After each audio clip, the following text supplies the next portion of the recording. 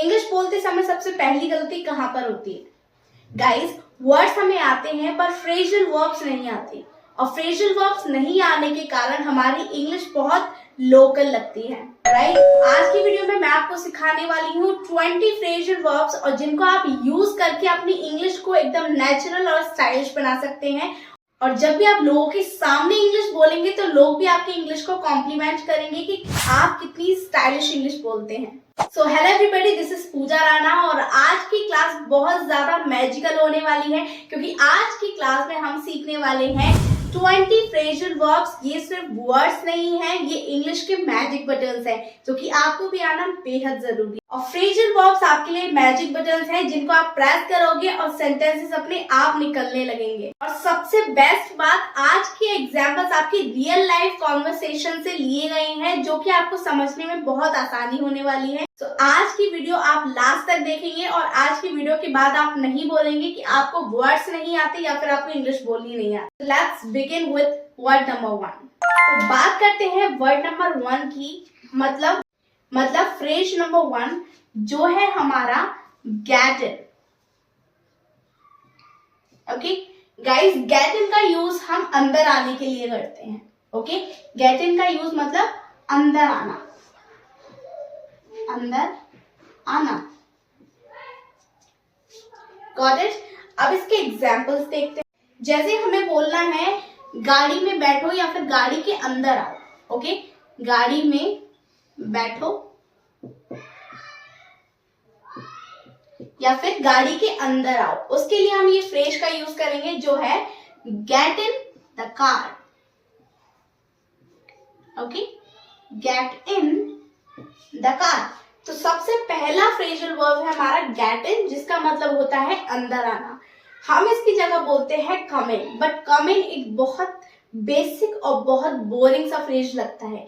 इसकी जगह हम बोलेंगे गेट इन। ओके, अगर हम इस सेंटेंस को अपनी डेली लाइफ में बोलते हैं just like get in the car, get in the room, तो आपका सेंटेंस काफी ज्यादा इनोवेटिव लगता है। और once if you use phrasal verbs in your spoken English, your English just like a magic. Okay, तो चलिए देखते हैं आज का नेक्स्ट फ्रेजल वर्ब। बात करते हैं आज के नेक्स्ट फ्रेजल वर्ब की जो है पुट इन। अब यहाँ पे समझो कि पुट इन का मतलब क्या होता है। पुट का मतलब रखना होता है, बट यहाँ पे जब हमने इन लगाया तो उसका मीनिंग बिल्कुल चेंज हो गया। पुट इन का मतलब होता है किसी चीज में समय लगाना, किसी चीज को टाइम देना, उसके लिए हम यूज करते हैं पुट इन का, राइट? यहाँ पे क्लियर हुआ? पुट इन का मतलब होता है मेहनत या फिर टाइम लगाना, मेहनत या फिर समय लगाना। That's called put in, right? सबसे पहले हमने सीखा गेट इन। गेट इन का मतलब अंदर आना। ओके, गेट इन मतलब गाड़ी में बैठो, gate in the car. Next है हमारा पुट इन। पुट इन का मतलब हमने बताया मेहनत या किसी टाइम, किसी पर समय लगाना, मेहनत या टाइम लगाना, किसी चीज का टाइम या फिर किसी चीज में मेहनत लगाना, that's called put in, right? अब देखते हैं इसका एग्जाम्पल क्या है। वो कहते हैं ना कि मैंने इस काम में बहुत मेहनत लगाई है। ठीक है, मैंने इसमें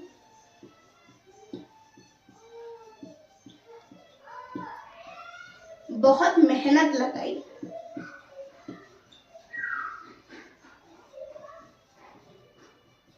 ठीक है, मेहनत लगाई है, टाइम लगाया है, that's called put in, right? अब देखते हैं इसको इंग्लिश में कैसे translate. I put in a lot of effort in it या फिर in this। क्लियर हुआ? मैंने किसी चीज में समय लगाया है या मेहनत लगाई है। I put in a lot of effort in this। I hope आपको ये दोनों फ्रेजल वर्ब क्लियर हुए होंगे। तो चलिए देखते हैं इनसे आगे वाले phrasal verb. But before that, अगर आपको ये वीडियो पसंद आ रही है तो वीडियो को लाइक, सब्सक्राइब करना बिल्कुल भी मिस मत करना अगर आपको भी घर बैठे अपनी इंग्लिश को इम्प्रूव करना है। तो चलिए देखते हैं इनसे आगे वाले फ्रेजल वर्ब्स। बात करते हैं आज के नेक्स्ट फ्रेजल वर्ब की जो है गो थ्रू। गो थ्रू, जिसका मतलब होता है किसी चीज को ध्यान से पढ़ना या फिर देखना। ठीक है, किसी चीज को ध्यान से पढ़ना या फिर देखना। Got it? किसी चीज को ध्यान से पढ़ना और देखना, इसको हम बोलते हैं गो थ्रू। राइट? एग्जाम्पल है, पहले नोट्स को ध्यान से पढ़ो। पहले नोट्स को ध्यान से पढ़ो। अब यहाँ पे मनी की बात नहीं हो रही है, नोट्स मतलब स्कूल के नोट्स को ध्यान से पढ़ने की बात हो रही है। राइट? पहले नोट्स को ध्यान से पढ़ो। ठीक है, ध्यान से पढ़ना या फिर देखना, इसके लिए हमने क्या फ्रेजल वर्ब सीखा है, that is go through. Go through से ही हम इस सेंटेंस को बनाएंगे।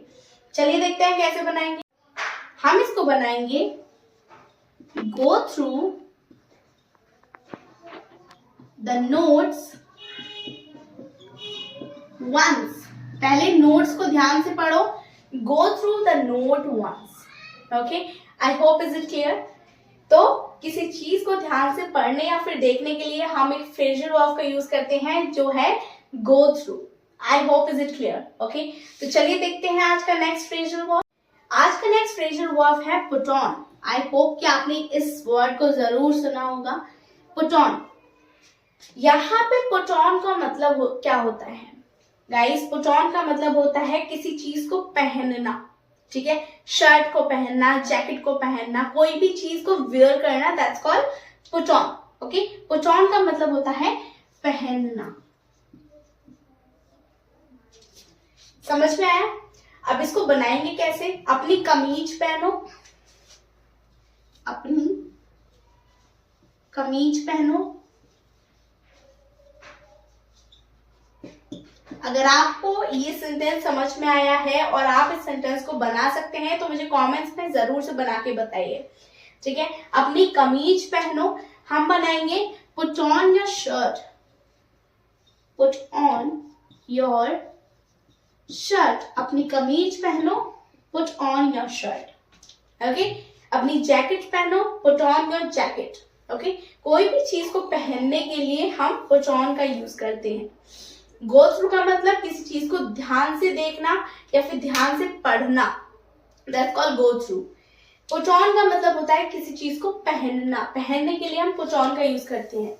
नेक्स्ट टाइम जब भी आपको अपने बेबी को या फिर किसी को बोलना है कि अपनी शर्ट पहनो, तो आप बोलोगे पुट ऑन योर शर्ट। अभी जैकेट पहनो, पुट ऑन योर जैकेट। तो आप वियर का यूज नहीं करेंगे, आप पुट ऑन का यूज करेंगे। अभी हमने सीखा कि पहनने को हम पुट ऑन बोलेंगे, अब उतारने को हम उसको क्या बोलेंगे? तो गाइस, उतारने के लिए भी आपके लिए एक फ्रेजल वर्ब मैं लेके आई हूं जो है टेक ऑफ। उतारने को हम बोलते हैं टेक ऑफ। जैसे पुट ऑन बोलते हैं हम पहनने को, वैसे ही उतारने को हम बोलते हैं टेक ऑफ। टेक ऑफ का मतलब होता है उतारना। अब हमें बोलना है कि अपने शूज उतारो, अपने जूते उतारो।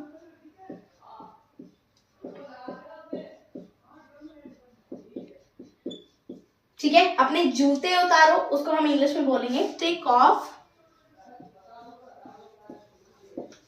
Your shoes. अपने जूते उतारो, take off your shoes. Put on का मतलब होता है पहनना और टेक ऑफ का मतलब होता है उतारना। आई होप ये क्लियर हुआ होगा। नेक्स्ट फ्रेजल वर्ब है हमारा look after. Look after, look after का मतलब क्या होता है गाइस? लुक आफ्टर का मतलब होता है देखभाल करना, मतलब किसी का टेक केयर करना। हम बोलते हैं ना कि अपना ध्यान रखो, टेक केयर ऑफ योरसेल्फ। उसी की जगह हम बोलते हैं लुक आफ्टर, जिसका मतलब होता है देखभाल करना। देखभाल के लिए हम फ्रेजल वर्ब यूज करते हैं लुक आफ्टर का। ओके, देखभाल करना मतलब लुक आफ्टर। इसका एग्जाम्पल देखते हैं। हमें कहना है कि अपना ख्याल रखना, अपना ख्याल रखना, अपना ख्याल रखना। हम बोलेंगे लुक आफ्टर योरसेल्फ।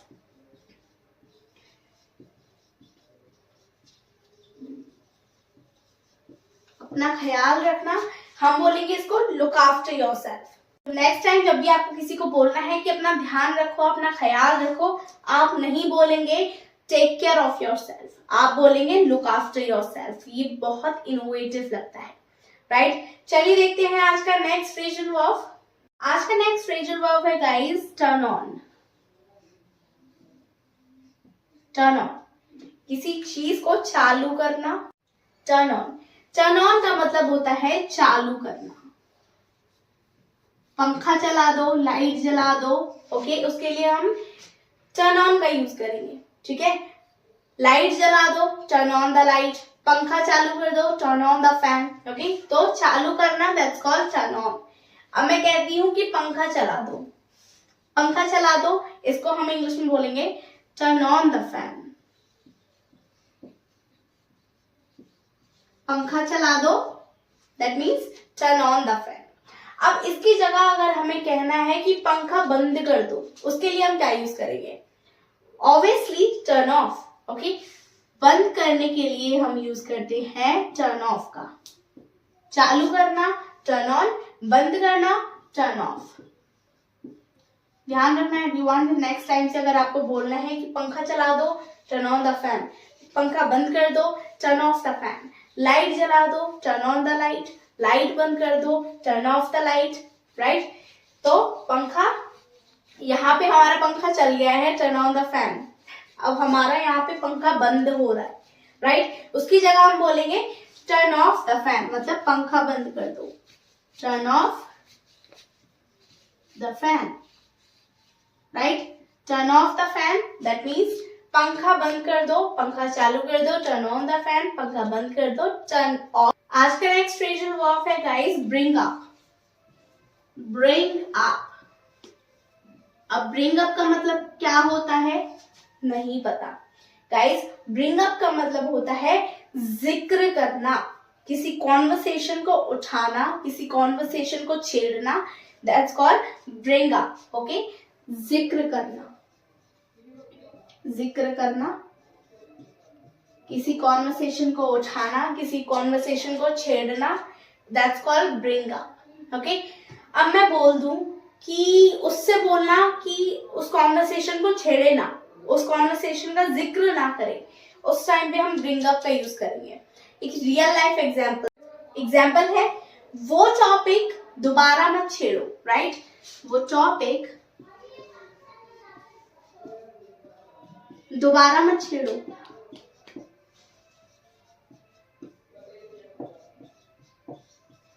ठीक है, छेड़ना या फिर जिक्र करना। तो यहाँ पे हम ब्रिंग अप के बारे में बात कर रहे हैं, तो इसका थोड़ा सा सेंटेंस क्रिएट करके देखते हैं कि कैसे इसका सेंटेंस बनने वाला है गाइस। ठीक है, तो सेंटेंस हमारा वो टॉपिक दोबारा मत छेड़ो, वो टॉपिक दोबारा मत छेड़ो, उसको इंग्लिश में कैसे ट्रांसलेट करेंगे, लेट मी शो यू। इसको हम बनाएंगे don't bring up that topic again. Don't bring up that topic again, right? उस टॉपिक को दोबारा मत छेड़ो, इसको हम बनाएंगे don't bring up that topic again. किसी बात को छेड़ना या जिक्र करना, that's called bring up, okay? चलिए देखते हैं इसके आगे वाले फ्रेजल वर्ब्स। गाइस, आज का नेक्स्ट फ्रेजल वर्ब है bring back. Bring back, bring back, जिसका मतलब होता है वापस लाना, वापस लाना या फिर वापस करना, ओके? ब्रिंग बैक मतलब वापस लाना या फिर वापस करना, गॉट इट? इसका एक एग्जाम्पल देखते हैं। मुझे बोलना है मेरी बुक वापस लाना, मेरी बुक वापस लाना, मेरी बुक वापस लाना। इसको हम इंग्लिश में बनाएंगे, ब्रिंग बैक माई बुक। मेरी बुक वापस लाना, ब्रिंग बैक माई बुक। मेरी बुक वापस लाना, bring back my book. I hope आपको ये क्लियर हुआ होगा। तो चलिए देखते हैं इसके आगे वाला फ्रेज। आज का नेक्स्ट फ्रेजल वर्ब है गाइस कैरी ऑन। आपने ये जरूर सुना होगा, हर जगह सुना होगा, कैरी ऑन। किसी काम को कंटिन्यू करना, ओके, किसी काम को जारी रखना, कंटिन्यू करना, दैट्स कॉल्ड कैरी ऑन। किसी काम को कंटिन्यू रखना, ओके, इसका मतलब होता है कैरी ऑन, ओके।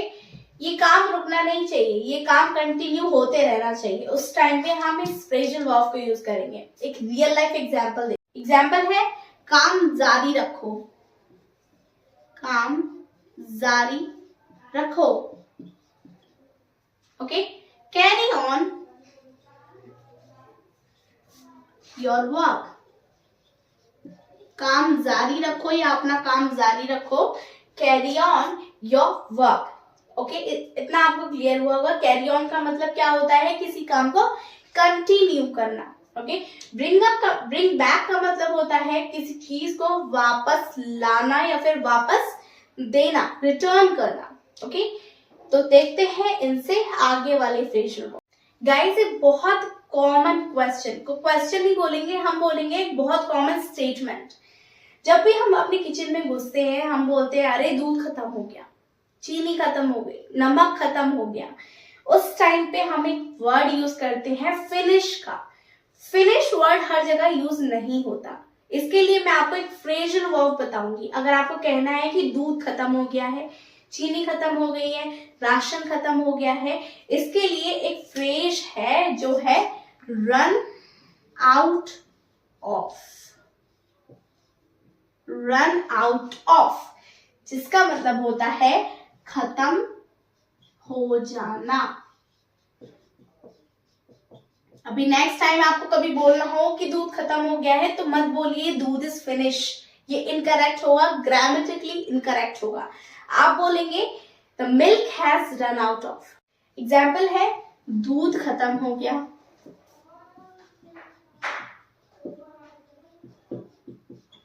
दूध खत्म हो गया है या दूध खत्म हो गया। We have run out of milk, ऐसे हम बना सकते हैं we have run out of milk. इस तरीके से भी बना सकते हैं हम, या फिर हम कह सकते हैं milk has run out of, okay. We have run out of milk, ये सेंटेंस भी करेक्ट माना जाएगा। We have run out of milk, किसी चीज को खत्म हो जाना मतलब रन आउट ऑफ। चलिए देखते हैं इसके आगे वाला फ्रेजल वर्ब। बात करते हैं आज के नेक्स्ट फ्रेजल वर्ब की गाइस, जो है कॉल ऑफ। कॉल ऑफ, इसका मतलब क्या होता है? इसका मतलब होता है किसी चीज को रद्द करना या फिर कैंसिल करना, ओके। किसी चीज को कैंसिल करना, कैंसिल करने को हम बोलते हैं call of.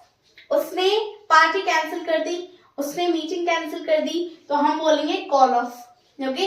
He call of the meeting, he call of the party, right. ऐसे ही अगर हमें बोलना है कि हमने अपना प्लान कैंसिल कर दिया, we call off our plan, okay. तो किसी चीज को कैंसिल करना, दैट्स मीन कॉल ऑफ। एक इसका रियल लाइफ एग्जाम्पल, हमें बोलना है गाइस कि मीटिंग कैंसिल हो गई है, मीटिंग कैंसिल हो गई, मीटिंग कैंसिल हो गई। इसको हम कॉल ऑफ से ही बनाएंगे। कैसे बनाएंगे? मीटिंग किसी के द्वारा ही कैंसिल की गई होगी, जाहिर सी बात है, तो हम बनाएंगे they called off the meeting, they called off the meeting. Meeting cancel हो गई है, they called off the meeting, okay. तो किसी चीज को कैंसिल करना, that means call of.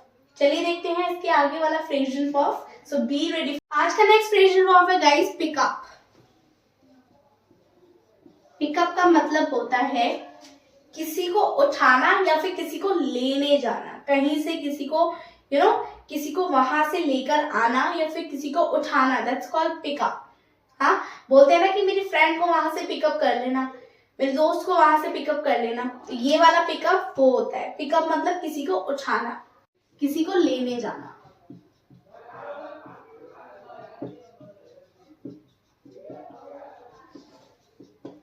Okay. Pickup का यूज होगा, पिकअप। इसका एक एग्जाम्पल देख, मैं आपको शाम 6 बजे लेने आ जाऊंगी, मैं आपको शाम 6 बजे लेने आऊंगी। I will I will pick you up at 6 PM. मैं आपको शाम 6 बजे लेने आ जाऊंगी या फिर मैं आपको शाम 6 बजे लेने आऊंगी. That's called I'll pick you up at 6 PM. I hope is it clear guys. चलिए देखते हैं इसके आगे वाले फ्रेजल. बात करते हैं आज के नेक्स्ट फ्रेजल वर्ब की गाइस, जो है calm down.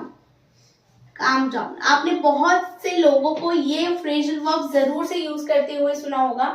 मान लीजिए कि आपका किसी से झगड़ा हो रहा है, ठीक है, आपको गुस्सा आ रहा है, तो लोग आपको बोल रहे हैं just calm down yourself. Calm down का मतलब होता है गाइस कि शांत होना, रिलैक्स होना. ओके, काम डाउन मतलब शांत होना,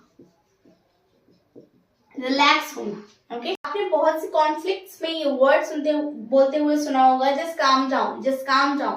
काम डाउन का मतलब वही होता है जस्ट टू बी रिलैक्स और शांत होना. ओके, काम डाउन मतलब शांत होना. इसका एग्जाम्पल देखते हैं. एग्जाम्पल है शांत हो जाओ, रिलैक्स हो जाओ. ओके, शांत हो जाओ, रिलैक्स हो जाओ. हम बोलेंगे इसको calm down and relax.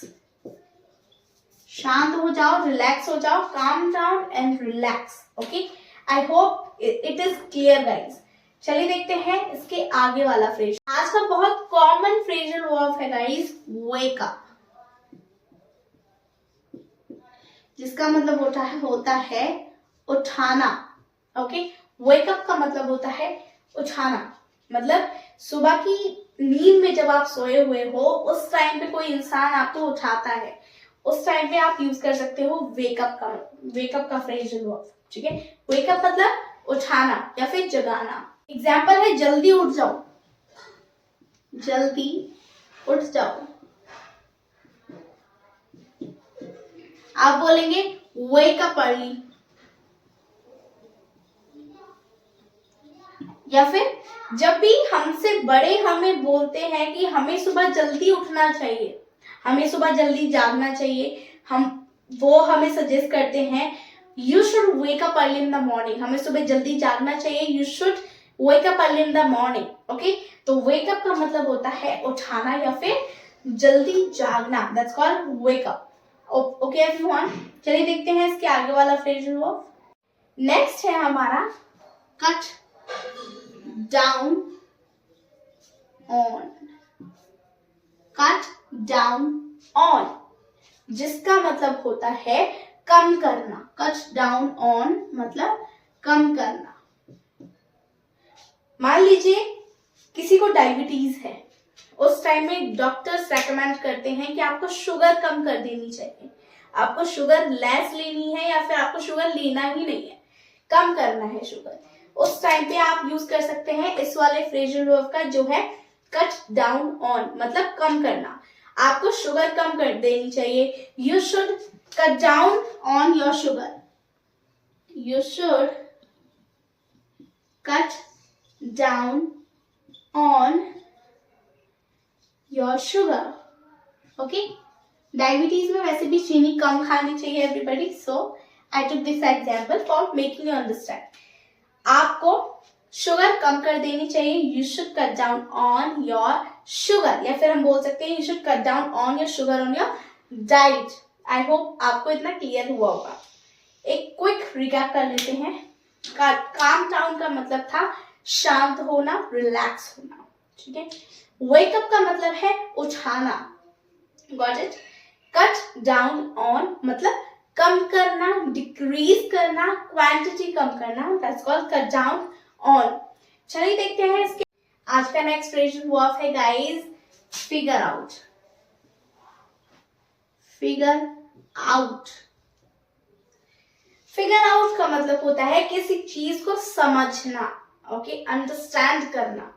Okay, किसी चीज को समझना या फिर उसका हल निकालना. वी कैन से हल निकालना या फिर समझना. हल निकालना या समझना.